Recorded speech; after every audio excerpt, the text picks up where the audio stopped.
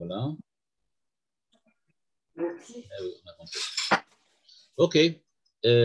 Aujourd'hui, on va étudier, donc, comme d'habitude, sur la parashat Shavua. Et dans la parashat Be'alotra, on va parler aujourd'hui de deux versets qui sont en fait des versets, un peu des versets clés. On va le voir tout de suite. Parce que il y a les versets en question sont utilisés pratiquement tous les Shabbats, évidemment, et même pendant la semaine, dans la Tfila. Ce sont des versets qu'on utilise dans la Tfila. Alors, à quoi je fais allusion? Je vais tout de suite montrer de quoi il s'agit. Il s'agit des versets suivants. Voilà. J'espère que vous voyez le texte. Take away my photo. Yes. Voilà. Alors, qu'est-ce qu'on dit? Juste en place. Binso Voilà. Aaron, Vaï Binso Aaron. Voilà. Vaï Binso Aaron. Binso. Voilà. Des versets qu'on utilise donc très, très souvent. On les utilise toutes les semaines, tous les jours, presque quelquefois. Enfin, les jours où il y a le Kriyat Torah. Vaï Binso Aaron, Vayomer Moshe, Kuma Hashem veyafutsu oivecha viyanusu misanecha mipanecha. Donc, de Moshe dit, Kuma Hashem, lève-toi Dieu, veyafutsu oivecha, et tes ennemis vont se disperser, viyanusu misanecha mipanecha, et ceux qui te haïssent vont s'enfuir de devant toi, vont fuir. Ouvenu choyomar, et quand on s'arrêtait, qu'est-ce qu'il disait? Shuva Hashem, revient Dieu, Ribevot Alfei Israël. Là, c'est pas très clair si c'est Dieu qui doit ramener Ribevot Israël ou Dieu qui doit revenir chez Ribevot Alfei Israël. Voilà. Ce qu'il faut savoir, c'est que ce verset vient à la suite de quand même quelques autres versets. Hein, c'est le verset 35-36 du chapitre 10, mais quand même avant, il y en a quand même 30. Et ce qui est intéressant, c'est de revoir les versets qui sont avant. Regardez bien, et vous allez voir que ces versets n'ont pas été dits dans un contexte tout à fait neutre. Ce n'est pas simplement qu'un jour, Moshe est venu, il a dit voilà comment il faut faire et comment on doit dire. Mais regardez ce que dit le verset. Vayomer Moshe, le Chovav ben Reuel à Midiani choten Moshe. Qui est donc ce Chovav ben Reuel? Eh bien, Chovav ben Reuel, c'est le choten Moshe, le beau-père, c'est-à-dire Yitro. Donc, on nous raconte au verset 29 que Moshe a parlé avec Yitro. Mais la dernière fois qu'on a parlé d'Yitro, sans vouloir faire des grandes recherches, c'était dans le livre de Shemot. On n'a plus parlé de Yitro depuis le livre de Shemot. On a parlé de Yitro quand il était là-bas, il a proposé le conseil à Moshe, puis ensuite, on a vu encore dans le livre de Shemot, quand Moshe a raccompagné Yitro qui est reparti chez lui. Mais on n'a plus entendu parler de lui depuis très longtemps. Brusquement, Moshe parle avec Yitro. Mais comment ça se fait, ça? Et qu'est-ce que lui dit maintenant ici Moshe? Nosim anachnu ela makom asher amar Hashem oto, ligne 5. On va retourner à la terre d'Israël que Dieu nous a proposée, nous a offert. Et lecha itanu, viens avec nous. Voilà, c'est la proposition dont je parlais maintenant. On lui propose, Moshe propose à Yitro, viens avec nous.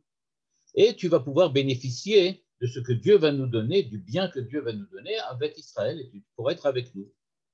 Et ligne 5, va Yomer Elav, répondu donc Yitro, Loeler Kimel Artiv et la Molati. Non, il dit non, je n'ai pas l'intention de venir avec vous, j'ai l'intention de rentrer chez moi. Je reviens chez moi.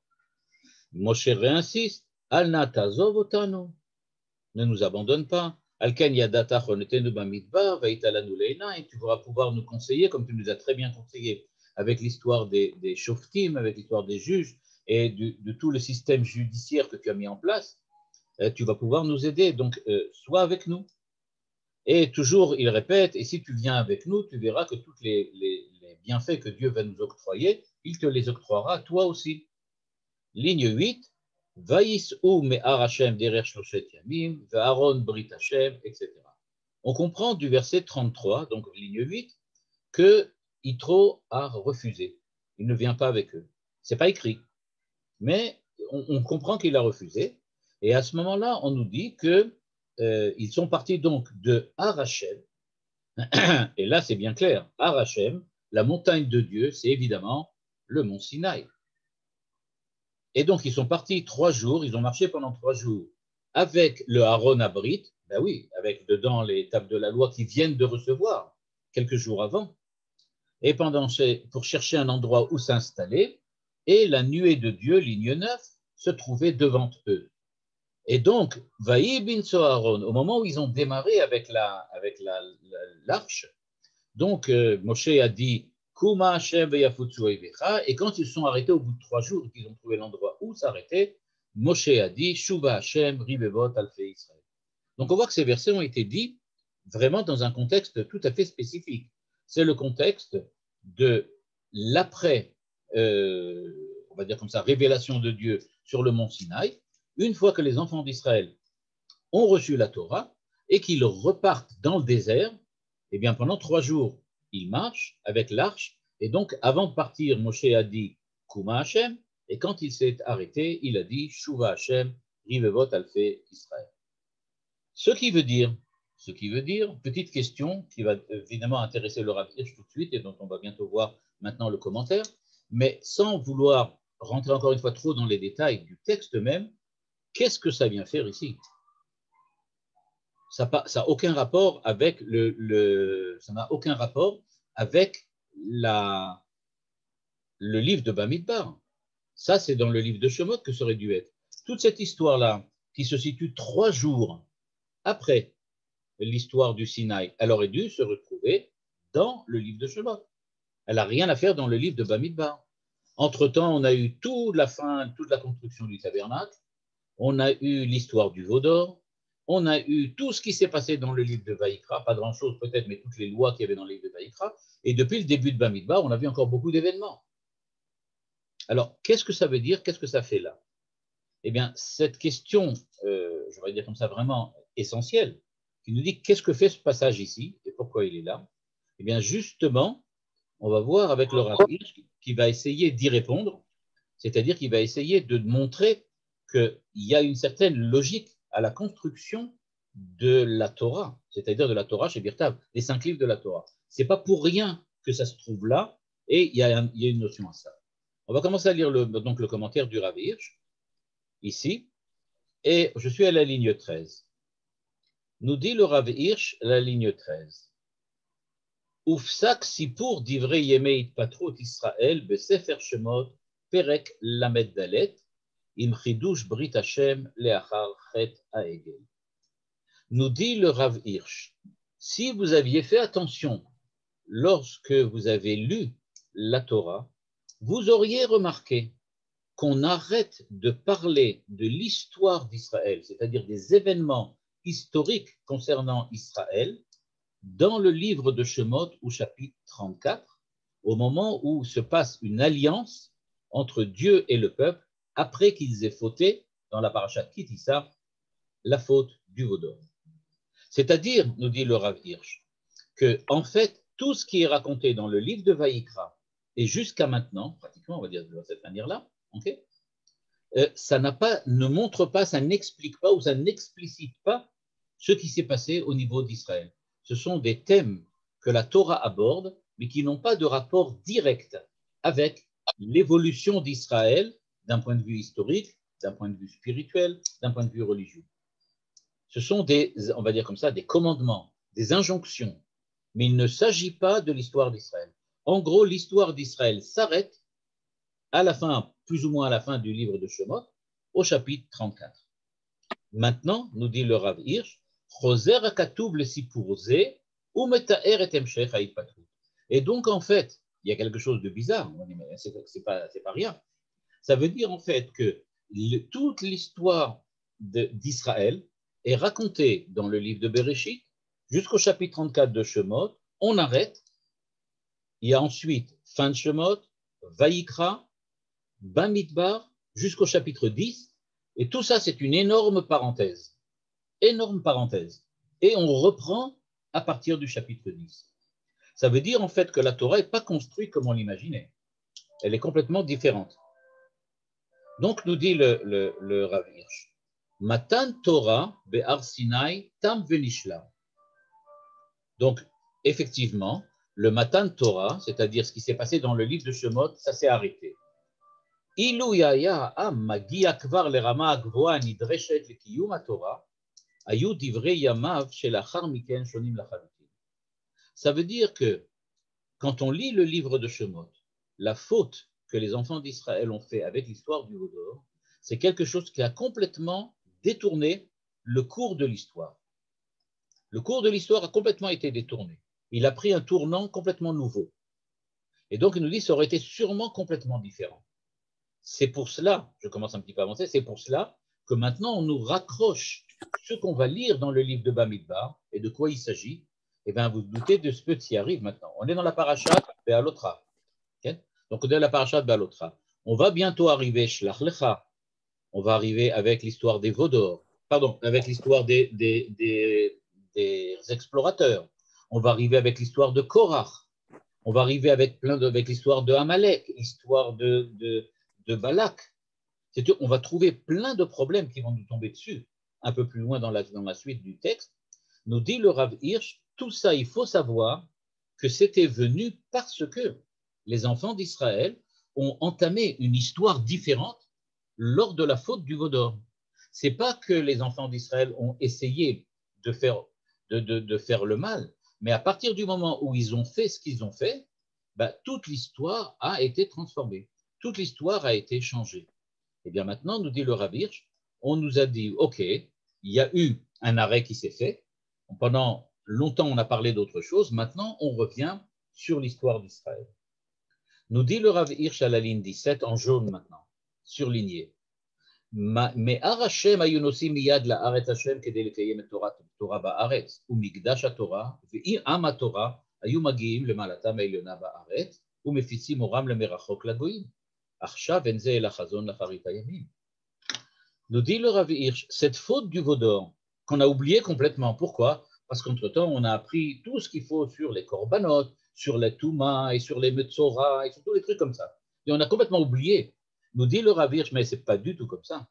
Si les enfants d'Israël n'avaient pas eu fait la faute du veau d'or après la réception de la Torah sur le mont Sinaï, eh bien, ils seraient rentrés, et on peut dire comme ça, les temps messianiques se seraient réalisés tout de suite, au moment où ils seraient rentrés à l'intérieur d'Eretz Israël. Et donc, ils auraient construit le Beth Amikdash, ils seraient rentrés, et nous dit le Rav Hirsch, ils auraient répandu la lumière d'Israël sur tous les peuples du monde entier. Il dit, en fait, ce ratage historique repousse on va dire comme ça, la fin, l'apothéose, on va dire comme ça, l'apothéose d'Israël à la fin des temps. Tout ça s'est repoussé à cause de la faute du veau d'or. Et donc, il nous dit, de la même manière, dit-il à la ligne 20, que les enfants d'Israël ont entamé une histoire différente du fait de la faute du veau d'or, de la même manière, l'histoire humaine, l'histoire universelle, elle aussi, a pris une nouvelle direction. Tout a changé à cause de cela. En fait, ce que nous révèle le Rav Hirsch, ces petits versets entre le verset 29 et le verset 34, nous remettent dans l'ambiance, nous remettent ici donc tous ces versets-là, donc il dit, nous remettent dans l'ambiance de ce que c'est la Torah. Et donc, quand on vient nous raconter les événements historiques qui se sont produits dans le désert, alors la Torah reprend on va dire comme ça, tout ce qui s'est passé avant, en nous disant, on vous rappelle qu'on aurait dû, après l'histoire du Sinaï, rentrer directement en Israël, c'est-à-dire parler avec Yitro, faire tout ce qu'il fallait faire, et ensuite arriver à rentrer en Israël. De là, nous dit le Rav Hirsch, on comprend très bien que Apsukim Abaim Molichim Otanu El Tocheche Amachane Umouvet Baem Sidra Shel Chataim. C'est-à-dire, tout ce qui va suivre maintenant, à partir des versets Uvnucho Yomar, etc., donc à partir de ces versets-là, ça va nous raconter toutes les catastrophes qui vont se produire dans le désert, et ces catastrophes vont amener ensuite toutes sortes de problèmes qu'on va devoir essayer de résoudre jusqu'à aujourd'hui. Le Basof Itbarer, nous dit le Rav Hirsch à la ligne 22, surligné, chez Kol Adorazé lo yaraoui likanes le Eretz HaTorah. En fait, il va s'avérer que ce n'est pas pour rien qu'ils ont fait le Vaudor, ou ce n'est pas pour rien qu'ils ont participé au Vaudor, ou qu'ils ont soutenu le Erev Rav quand ils ont fait le Vaudor, quoi qu'on l'explique. Ils ont participé, pourquoi? Parce qu'ils n'étaient pas en fait capables, ni dignes de rentrer dans la terre de la Torah. Eux, ils ne sont pas capables d'appliquer la Torah. Ils peuvent rester dans le désert, être en contact avec Dieu, un contact permanent, mais ce contact permanent qu'ils ont avec Dieu, ce n'est pas suffisant pour pouvoir rentrer à l'intérieur des Eretz Israël. Et donc, il va falloir attendre longtemps pour que les enfants d'Israël, on va dire comme ça, réapprennent et recommencent à avoir un contact normal avec la Torah, avec la terre d'Israël et avec Dieu. Ce qui veut dire, nous dit le Rav Hirsch, que le verset du 34, Pasuk Lamed Dalet, ici, le verset 34, je reviens ici, le verset 34, c'est-à-dire Ve'anan Hashem alehem yomam benosam minamachane, c'est-à-dire que la nuée de Dieu était marchée devant eux, enfin avançait devant eux, pour en fait les guider, pour guider tout le peuple, nous dit Me'ave nekudat mifne amitit bahistoria hayehudit. C'est-à-dire, nous dit-il, quand on nous dit les enfants d'Israël marchent dans le désert et ils sont guidés par Dieu, nous lisons ça, comme disait Manitou tout le temps, parce que nous le lisons comme une banalité. Ben oui, ils allaient dans le désert avec la nuée. Pourquoi? Parce que depuis qu'on est au jardin d'enfants, la jardinière d'enfants nous a montré les histoires de la Torah et nous a appris que les enfants d'Israël avançaient dans le désert avec une nuée de vent, une nuée de feu, une nuée de fumée, etc. Tout ça, on le connaît, donc pour nous, c'est normal, c'est une banalité. Nous dit le Rabbi, mais ce n'est pas du tout une banalité. Ça vient nous dire qu'en fait, on est en train de rentrer dans une nouvelle période. On rentre dans une nouvelle étape, quelque chose de complètement nouveau qui, a priori, n'aurait pas dû se réaliser de cette manière-là, mais qui est, du point de vue historique, ce qui s'est passé parce que les enfants d'Israël n'ont pas réagi de façon positive après la réception de la Torah. Velo od, nous dit le Rav Hirsch, pasuk ze nershav le sof shel sefer.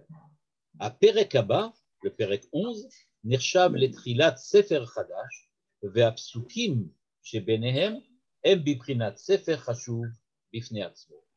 Ce qui veut dire, quand on regarde l'histoire d'Israël, en fait, nous dit le Rav Hirsch, à Shemot, on nous raconte ce qui se passe.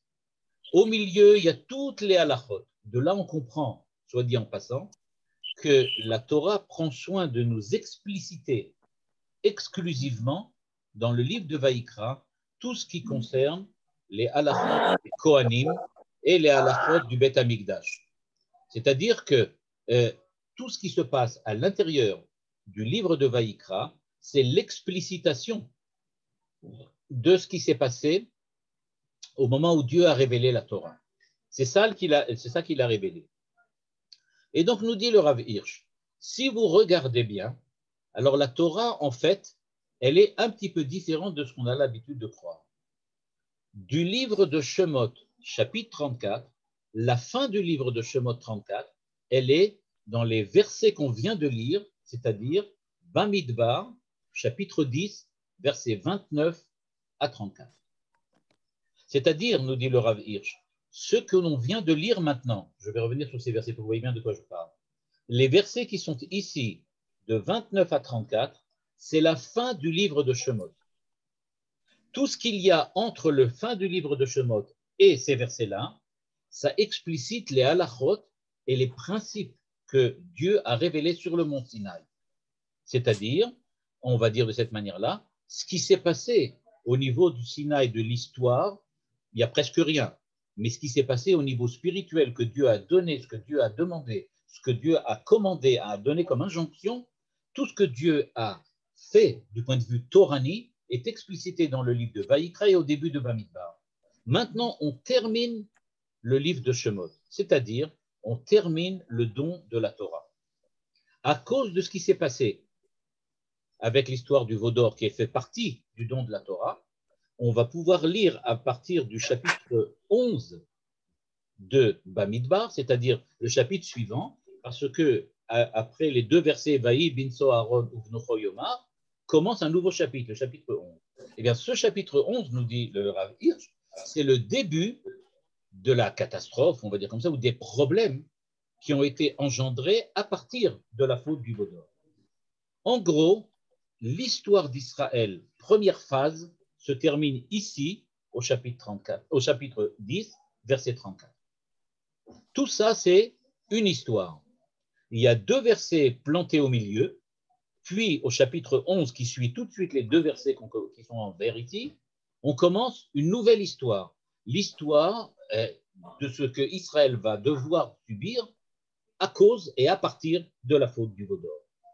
Donc, nous dit le Rav Hirsch, la Torah est donc divisée de manière complètement différente. Il n'y a pas 5 livres, nous dit-il, mais beaucoup plus que ça. Pourquoi? Parce qu'il faut rediviser ça de manière différente maintenant. Les 2 versets du milieu, ça ne fait pas partie du premier livre, ça ne fait pas non plus partie du deuxième livre, qu'on va dire de cette manière-là. Donc, Bereshit, c'est un livre. Shemot, c'est un autre livre. Vayikra, c'en est un autre.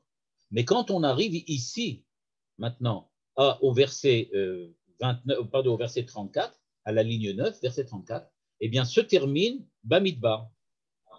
C'est-à-dire Bamidbar en tant que fin de ce qui est arrivé à Shemot. C'est-à-dire qu'on a Bereshit 1, Shemot 2, Vayikra 3, début de Bamidbar 4, et ça s'arrête.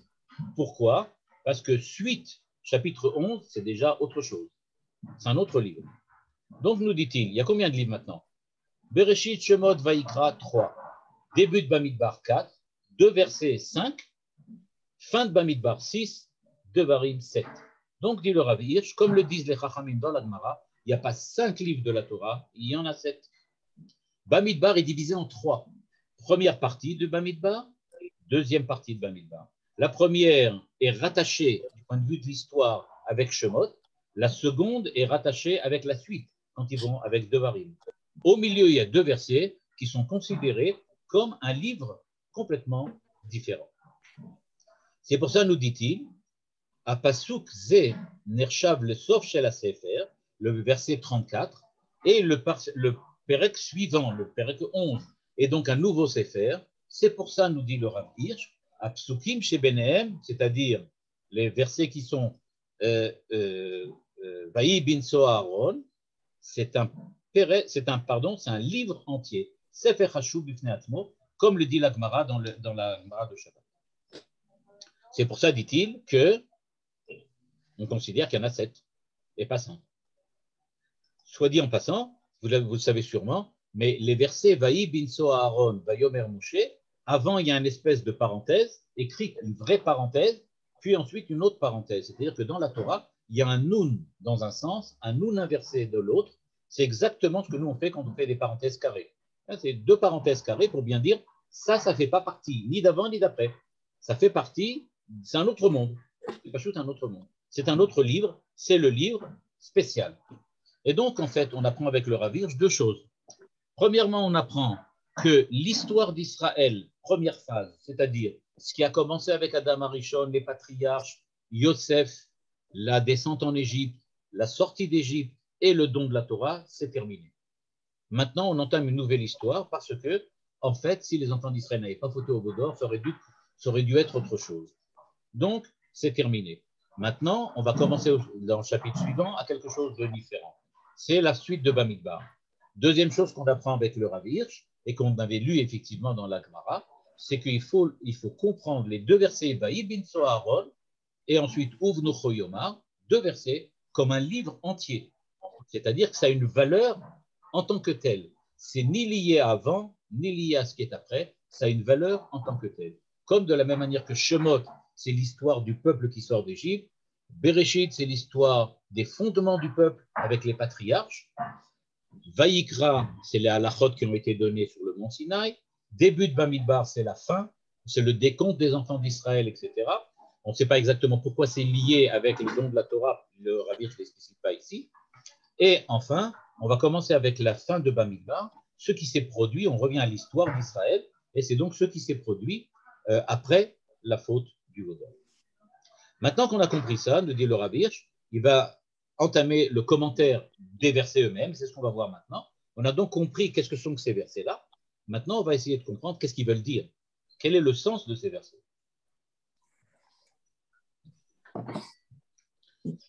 On va commencer. Vaï binso Aaron. Donc, quand le Aaron va se déplacer, va Yomer Moshe Kuma Hashem.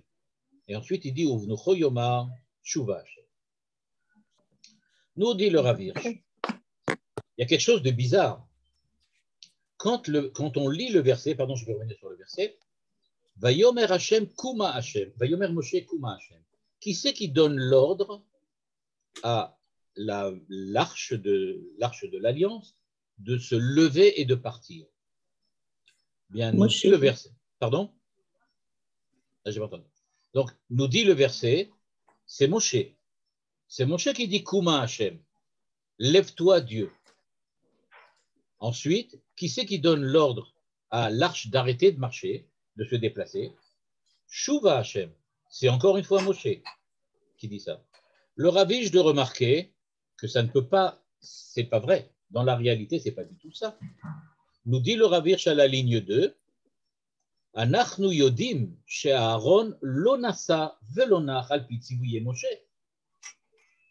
En fait, c'est Dieu qui décidait, parce que la Ganénette nous avait appris depuis longtemps, la jardinière d'enfants, que c'est Dieu qui décidait de bouger les nuées, et quand les nuées bougeaient, alors on savait qu'il fallait partir. Et quand les nuées s'arrêtaient, on savait qu'il fallait s'arrêter. Donc ça n'a aucun rapport avec ce que dit Moshe. Donc c'est quand même très bizarre, nous dit le Rav Hirsch, que ce soit Moshe qui donne l'ordre au Aaron d'arrêter ou l'ordre de partir. Ce n'est pas lui qui donne les ordres. Nous dit le Rav Hirsch, avec le sens de l'humour,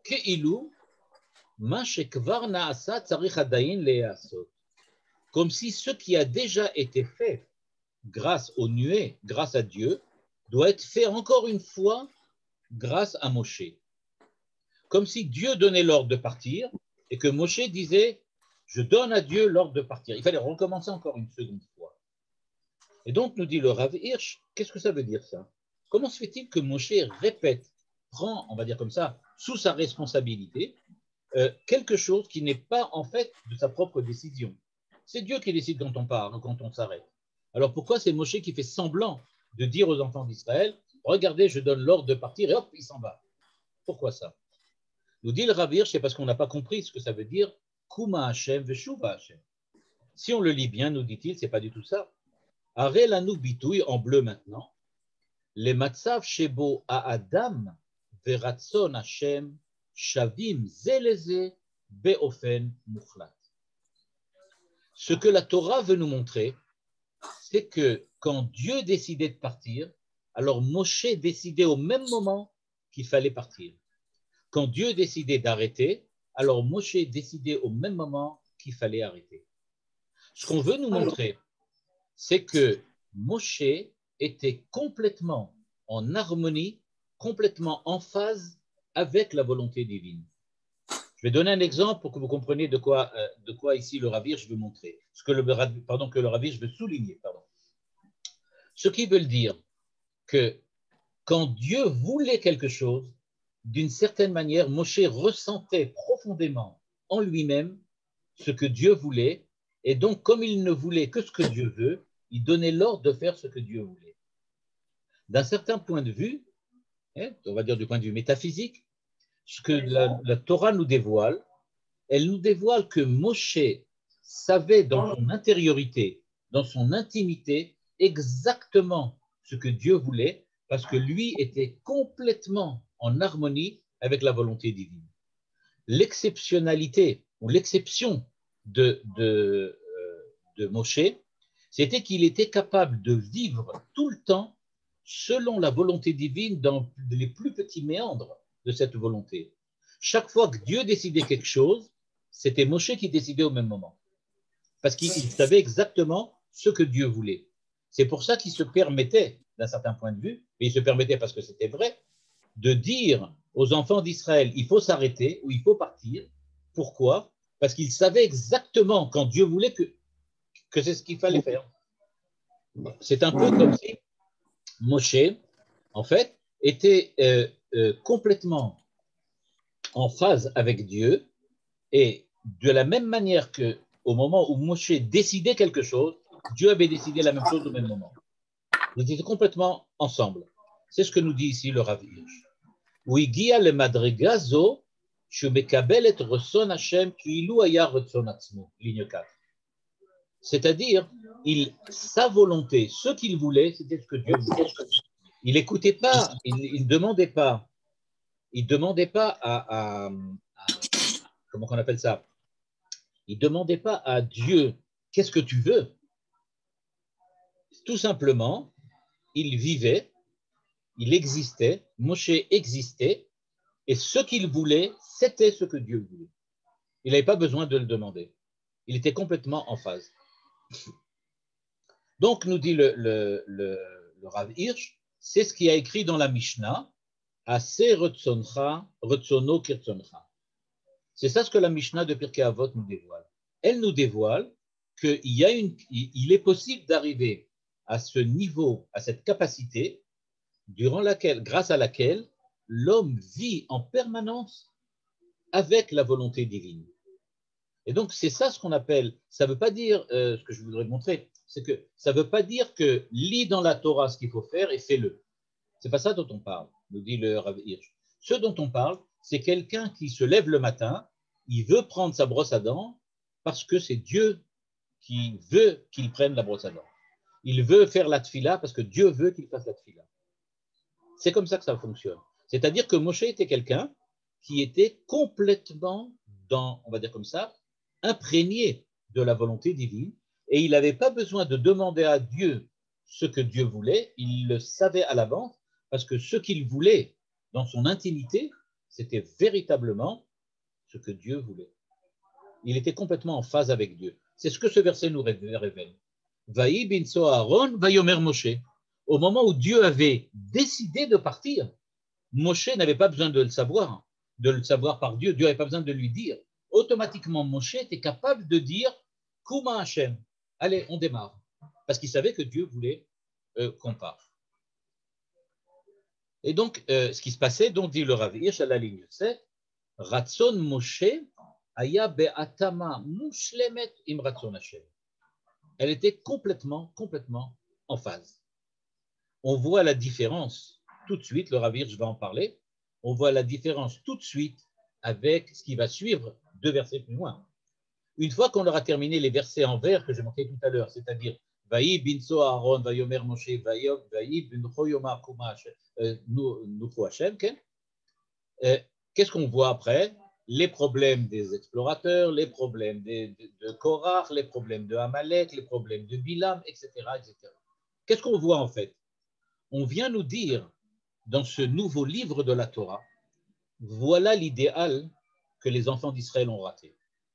C'est comme ça que les enfants d'Israël auraient dû être. S'ils n'avaient pas fait la faute du veau d'or, s'ils n'avaient pas entamé une nouvelle histoire, alors le livre de Bamidbar aurait été complètement différent. Ils auraient pu rentrer tout de suite en Israël parce qu'ils auraient pu être exactement ce que Moshe était. Alors donc maintenant, qu'est-ce qu'on fait? Nous dit le Rav Hirsch à la ligne 11, Moshe est arrivé au summum de l'humanité. C'est l'être humain le plus parfait qu'il soit. Parce que ce qu'il veut, c'est ce que Dieu veut. Vaï binso Aaron. On nous donne maintenant, on va dire comme ça, l'archétype, l'exemple à suivre. Voilà ce que vous devez faire. Voilà où vous devez arriver. Et alors, Rak be'acharit hayamim, nous dit le Rav Hirsch à la ligne 11 en bleu, Tiyezo truna leumit shel klal Israël.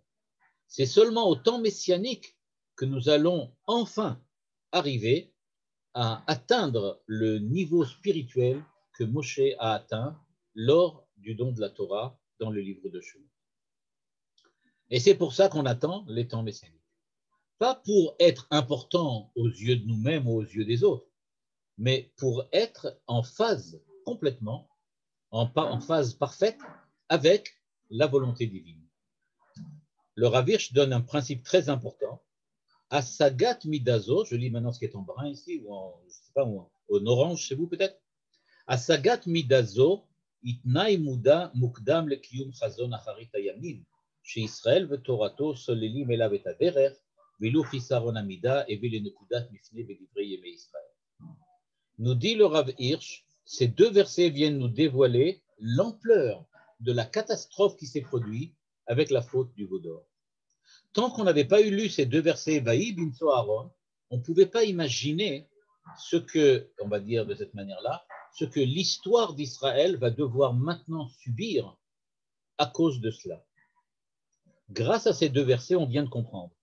Si on n'avait pas fauté dans le désert, bien on serait tous comme Moshe et l'histoire aurait été complètement différente. On aurait été un peuple où l'ensemble des membres du peuple étaient complètement en phase avec la volonté divine et donc ils n'avaient qu'à vouloir et c'était déjà la volonté divine.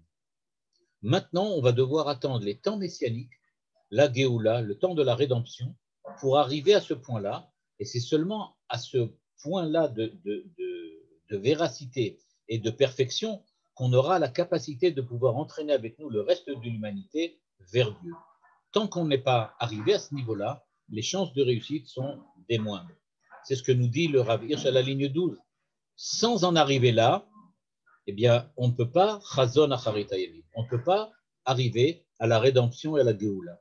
La Géoula dépend du fait que nous soyons devenus comme Moshe Rabbeinu, des êtres qui sont avec la volonté de Dieu. C'est pour ça, nous dit-il, Apsukim shemuva ma'amarze, je lis la ligne 14 maintenant, Em nekudat benaim ve'afrada ben shne sifrei historia yehudit.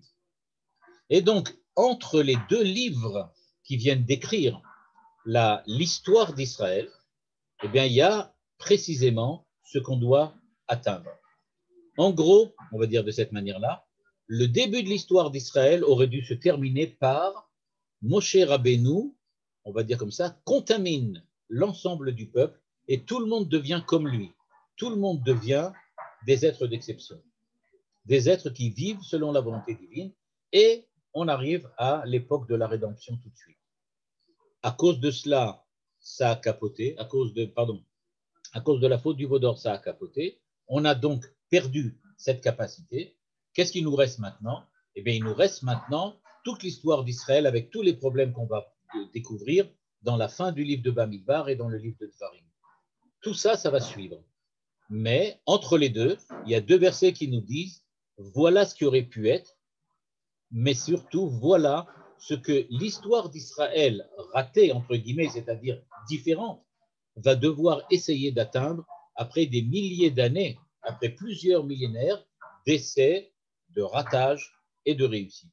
C'est-à-dire, nous dit le Rav Hirsch, les deux petits versets qu'on vient de voir viennent nous dévoiler quel est le sens de l'histoire d'Israël. Sans ces deux versets-là, il n'y a aucun, on va dire comme ça, aucun sens, c'est-à-dire il n'y a aucune direction dans le livre de Bamidbar qui va suivre, à partir du chapitre 11. La suite du livre de Bamidbar qu'on va voir après, qui va raconter donc tous les problèmes et toutes les difficultés d'Israël dans le désert, cette suite de Bamidbar va être en fait compréhensible que si on sait ce qu'on veut atteindre. Et c'est grâce à ces deux versets qu'on sait ce qu'on veut atteindre. Qu'est-ce qu'on veut atteindre? Ce qu'on aurait dû atteindre dans le livre de Shemot si on n'avait pas fauté. Donc, maintenant on comprend. Voilà, je reviens juste sur les versets. Ça, c'est la fin du livre de Shemot.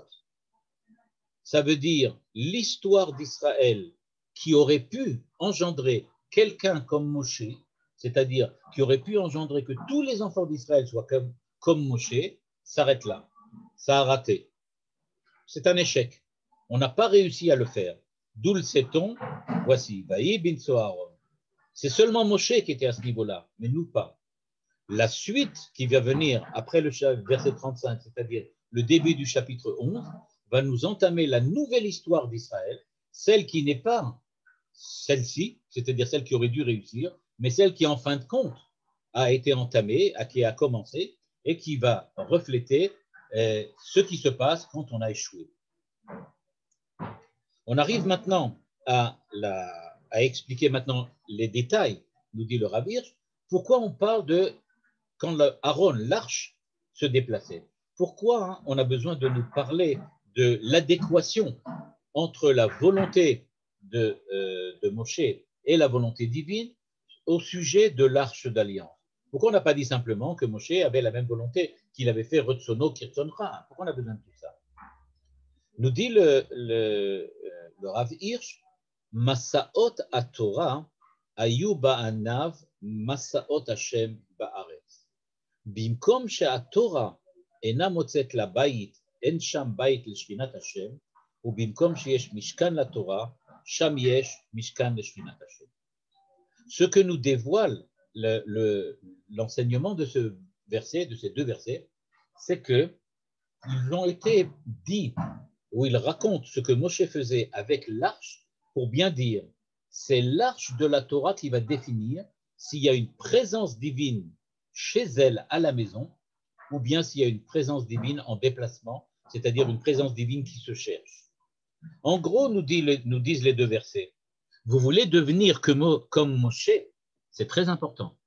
Devenir comme Moshe, c'est effectivement le but de l'histoire.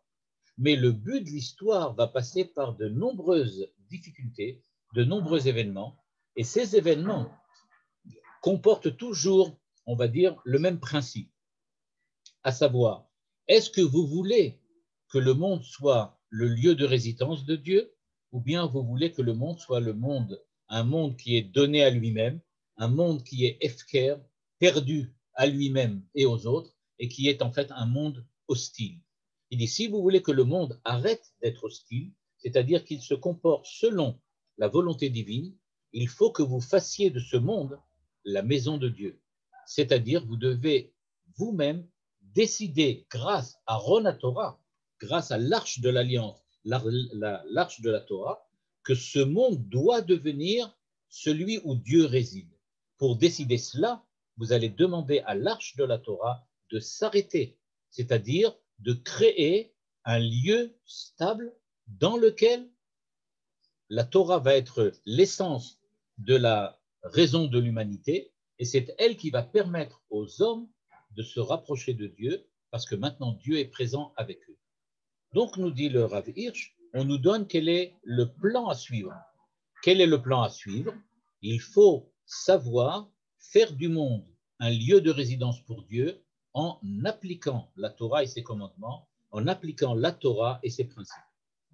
Donc, c'est pour ça qu'on nous dit, regardez ce que Moshe est. Moshe est quelqu'un qui est lié avec la volonté divine, qui est en relation, qui vit, qui est en symbiose avec Dieu, et il l'est grâce à quoi? Grâce au fait qu'il dit où la Torah doit résider et où la Torah doit partir pour atteindre encore de nouvelles frontières et là-bas s'y répandre et transformer les hommes et le monde. En gros, qu'est-ce que vous devez faire? Vous devez être comme Moshe. Vous devez déplacer la Torah dans le monde, c'est-à-dire amener, influencer, grâce à la Torah, l'ensemble de l'humanité et l'ensemble du monde. Mais, nous dit le Rav Hirsch, il faut faire attention.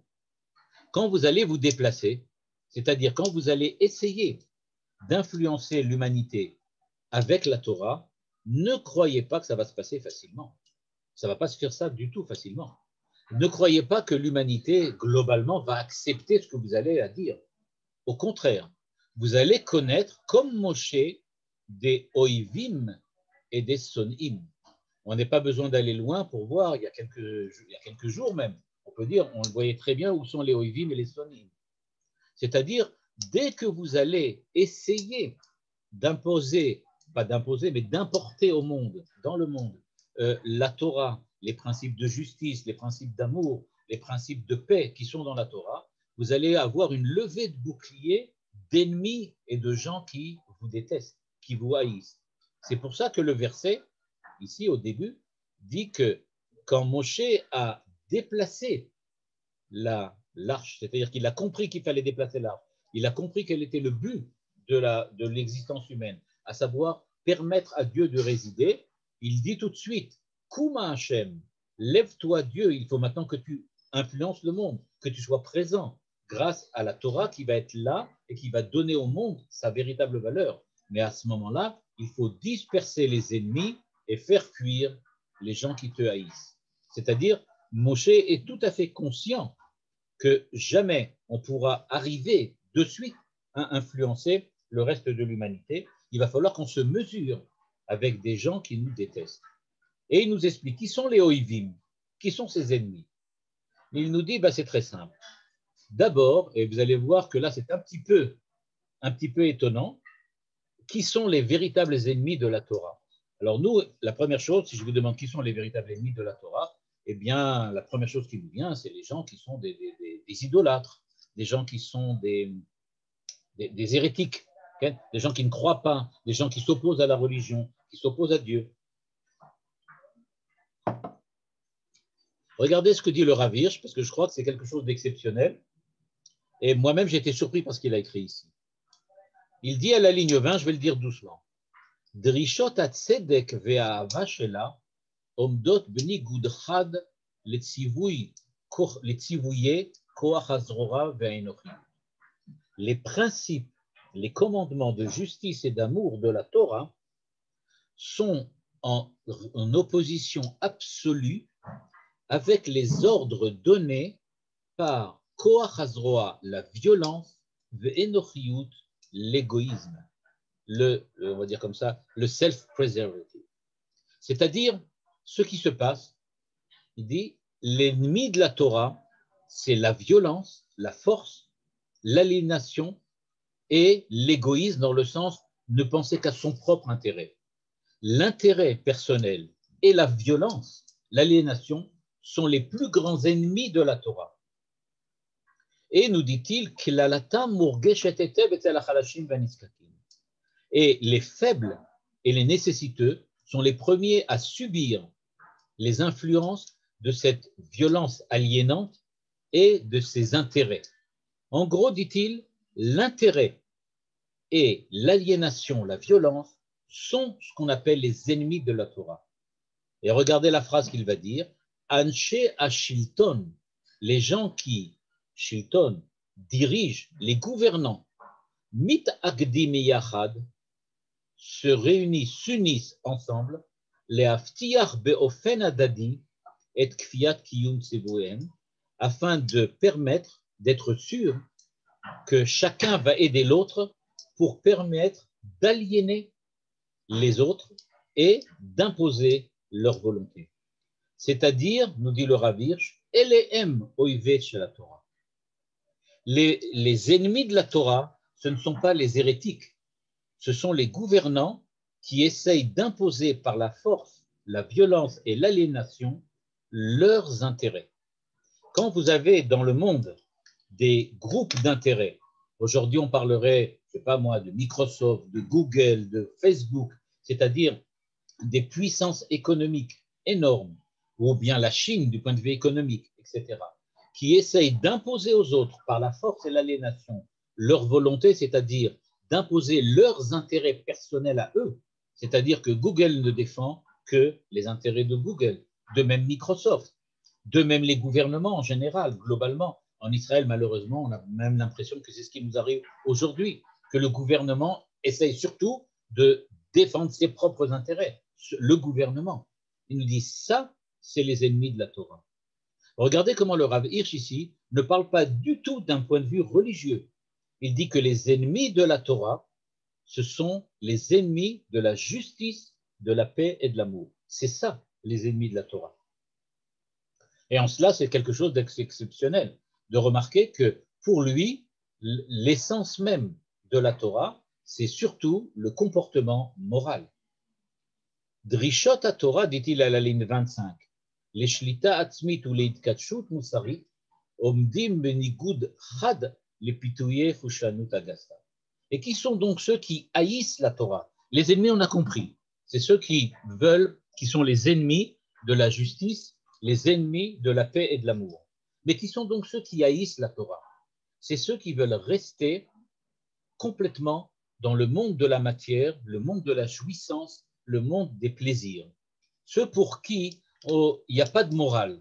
Pourquoi il n'y a pas de morale? L'essentiel, c'est d'être qui je suis. L'essentiel, c'est de pouvoir donner libre cours à ce que je veux. Alors, je suis homosexuel, alors je suis, je ne sais pas moi, j'ai décidé que pour pouvoir vivre, j'ai besoin de me droguer, donc je me drogue et je drogue les autres, etc., etc. C'est-à-dire des gens pour qui il n'y a aucune raison d'être moral, il n'y a aucune raison d'appliquer les règles de la morale. L'essentiel, c'est que moi, je puisse jouir du monde tel que je le veux. Il dit, ces gens-là sont ce qu'on appelle ceux qui haïssent la Torah. Parce que, elle, nous dit-il, ces gens-là non seulement haïssent la Torah, mais essayent de la faire disparaître. Ils essayent complètement de rayer de la carte ce qui fait les valeurs morales de la Torah. Encore une fois, vous remarquerez que le Rav Hirsch ne parle pas ici de religion, c'est-à-dire il ne parle pas du rapport de relation avec Dieu. Il ne parle pas ici de l'accomplissement des mitzvot en tant que tel, mais il parle de ce qui fait, à son avis, les fondements de l'accomplissement des mitzvot, à savoir la création d'un monde dans lequel va régner la justice, l'amour, la paix et le comportement éthique et moral. Il dit, c'est ça ce qu'on attend. Et donc, il nous dit, ce qu'on apprend dans la Torah, c'est que, et c'est la fin du verset ici, en fin de compte, Shuva Hashem rivevot alfei Israël. Il va arriver une époque où on va véritablement pouvoir devenir ce qu'on appelle la fiancée de Dieu, devenir se multiplier. On arrivera à une époque dans laquelle la résidence de Dieu sera parfaite ici et le monde sera comme un mariage, comme une choupa. C'est-à-dire qu'il y aura véritablement un amour entre Dieu et le monde, entre le monde et Dieu, et qu'on va véritablement retrouver la paix entre nous, avec nous, selon nous, et c'est ça ce qui va nous permettre de rentrer en relation avec Dieu. Et donc c'est pour ça qu'il va être dit Shuva Hashem rivevot alfei Israël. À ce moment-là, la multiplication d'Israël se fera de manière naturelle, c'est-à-dire que comme un couple qui a beaucoup d'enfants, de la même manière, on va devenir des revavot, on va devenir des millions et des millions. Pas parce qu'on va devenir les plus forts ou parce qu'on aura une grande armée, mais c'est parce qu'on va pouvoir se multiplier comme dans un monde en paix, comme dans un couple en paix, dans lequel, naturellement, il y a des enfants. Voilà donc ce que nous propose le Rav Hirsch. Et donc, ce qu'il nous dévoile, en fait, c'est que ces deux petits versets sont, en fait, et qu'on sort quand on lit la Torah, ont quelque chose de véritablement prophétique. Ils sont deux versets qui viennent souligner qu'il va falloir, à partir de maintenant, savoir quel est le dessein de la Torah. Qu'est-ce que la Torah attend de nous? Eh bien, la Torah attend de nous ces deux versets-là, de devenir comme Moshe, de transformer le monde en un lieu de résidence pour Dieu, grâce à un comportement éthique et moral, en éradiquant l'aliénation, en éradiquant la violence, en éradiquant les guerres, et en permettant à l'homme de pouvoir se tourner vers le Créateur et de pouvoir redevenir, on va dire comme ça, la fiancée du Créateur dans un monde qui est prêt et qui se prépare à une paix et à une relation avec Dieu dans le cadre de la volonté divine. Voilà en résumé ce que dit le Rav Hirsch. Voilà, si vous avez des remarques, Bessimcha.